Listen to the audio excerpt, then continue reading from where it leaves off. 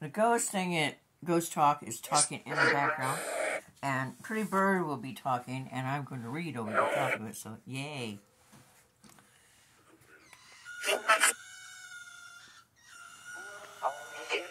Yep, that's Pretty Bird. Pretty Bird is full of talk.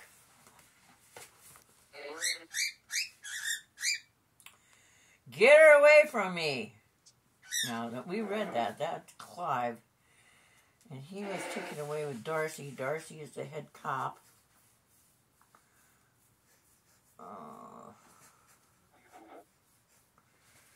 And then Charlotte said that she had 6 witnesses. It's got to be 19. We've got to be on 19. How many are in here? 23 chapters. After her first good neighbor's sleep, in 2 days, Jordan woke early and decided to take Malachi out to breakfast. Oh, we read that too.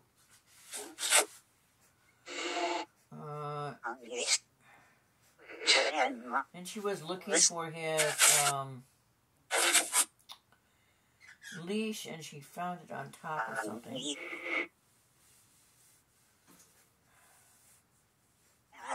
Okay, we read that.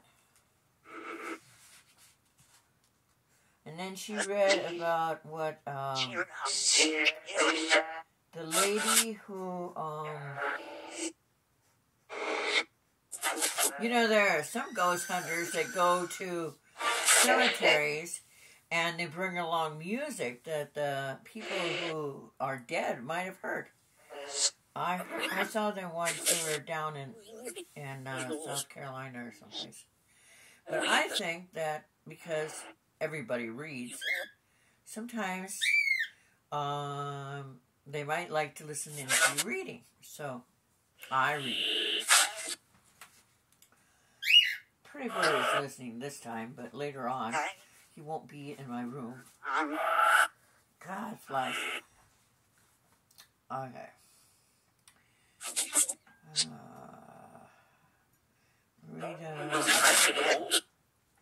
Rita brought her food. She blew out of breath and picked up Captain William's diary pages and skimming through them. Now, while she was at this restaurant eating, the ghost who used to work for Michael Civey came in and pulled up a chair and sat down with her. And threatened her dog and threatened all her friends. If she didn't tell Michael Civey that he didn't kill him.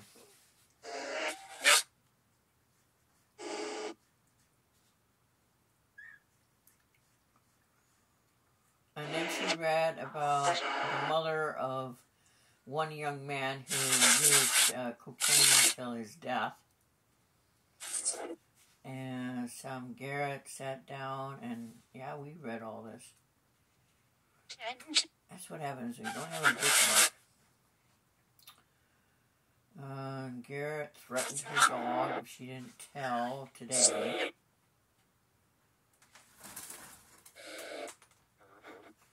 And the lady who brought her food thought that she didn't like her food.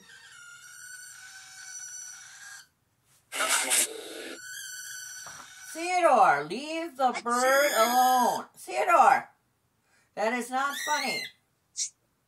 Theodore, stop it.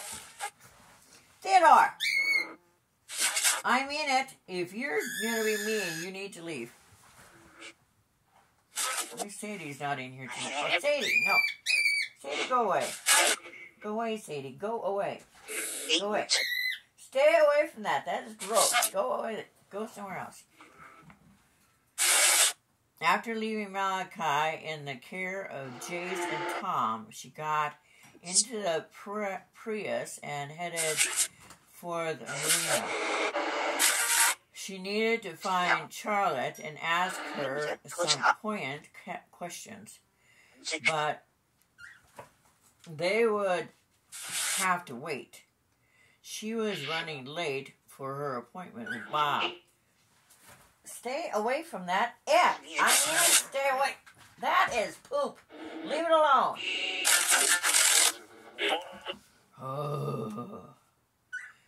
On the drive down, she was distracted by her thoughts, and she failed to take in any of the scenery. She did manage to avoid plowing through a couple of coach and fours, but otherwise her mind was still focused on what she read and learned from Garrett over breakfast. Michael Civi had, in all likelihood, been an unconscious man the crew had taken off the Henrietta Dale in the first moments after the ship's drowning. So it stood to reason that he'd been transported back to Port Chapman for medical treatment, and that he wouldn't have remembered treatment. After that, he wouldn't have remembered the trip. It is also followed that if he had suffered from any sort of concussion, he could have remained unconscious for days.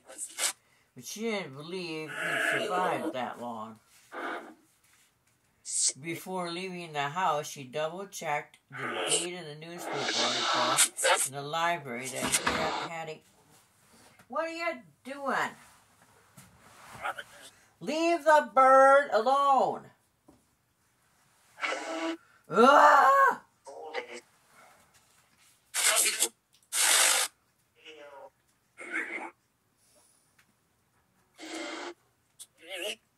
The article had been dated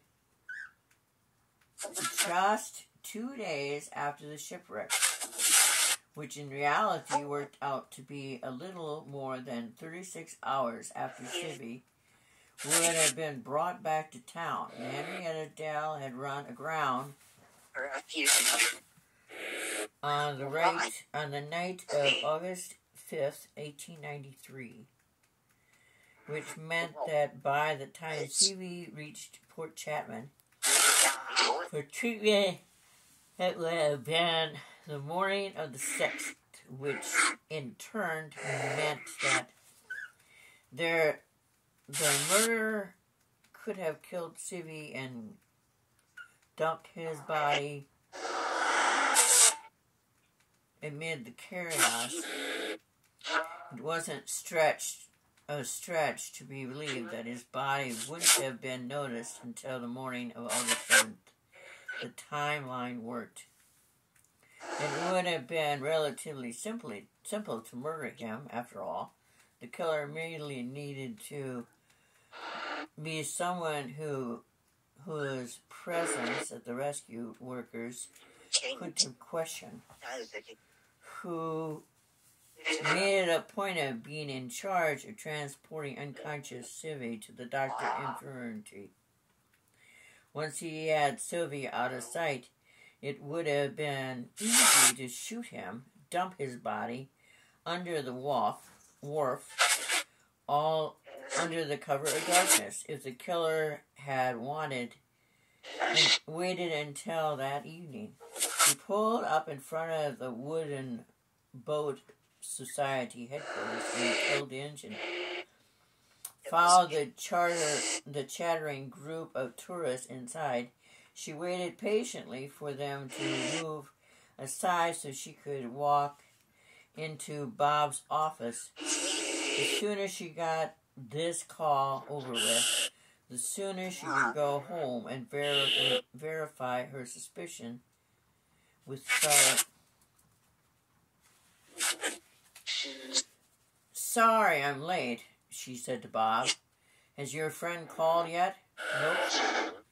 He looked up from where he appeared to be a mock-up of a brochure about upcoming boat festivals.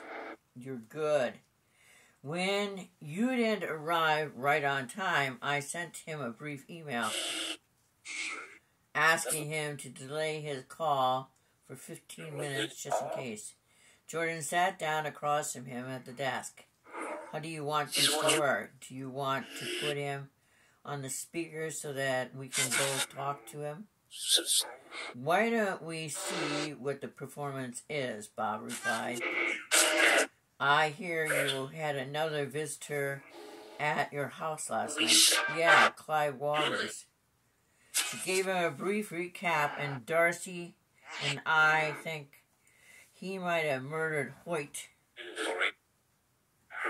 And he was trying to keep Stevie around as a ghost to improve business. Really? Bob said. That's pretty crazy. Yeah, I thought so.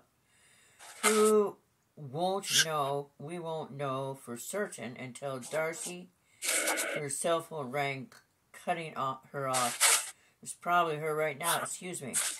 She stood up and walked a few feet away, pressing the screen with her thumb to answer the call.